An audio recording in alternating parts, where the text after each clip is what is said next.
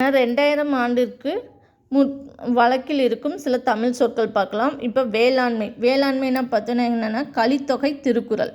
அதுக்கடுத்து உழவர்னா நற்றிணை.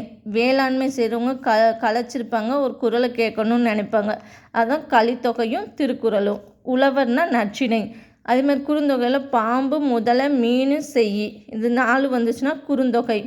வெல்லம் பதிற்று 10, வெல்லம் 10 ரூபா, பதிற்று 10, முதலை சொல்லியாச்சு, குறுந்தொகை.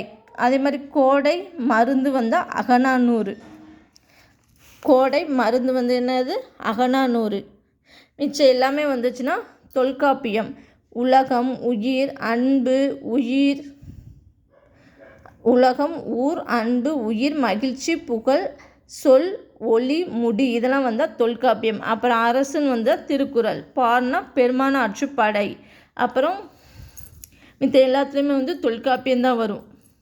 மருந்து கோடைன்னு வந்தால் அகநானூறு. சரியா ஃப்ரெண்ட்ஸ், இதுதான் இதோடைய 2000 ஆண்டிற்கு வழக்கில் இருக்கும் சில தமிழ் சொற்கள்.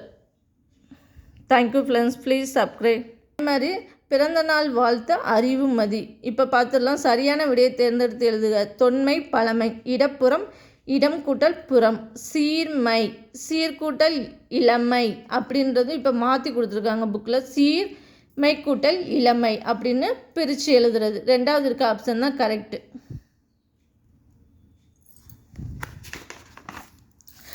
அப்புறம் சிலம்பு கூட்டல் அதிகாரம் சிலப்பதிகாரம். கணினி கூட்டல் தமிழ் கணிதத்தமிழ், இத்து வரணும்.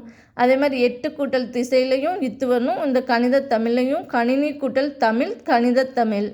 தமிழ் மொழி போல் இனிதனை எங்கு காண்போம் அப்படின்னா பாடியவர் பாரதியார். ஆல்ரெடி உள்ளே பார்த்துட்டு லெசனுக்குள்ளே. மா என்னும் சொல்லின் பொருள் விலங்கு. Thank you friends, please subscribe.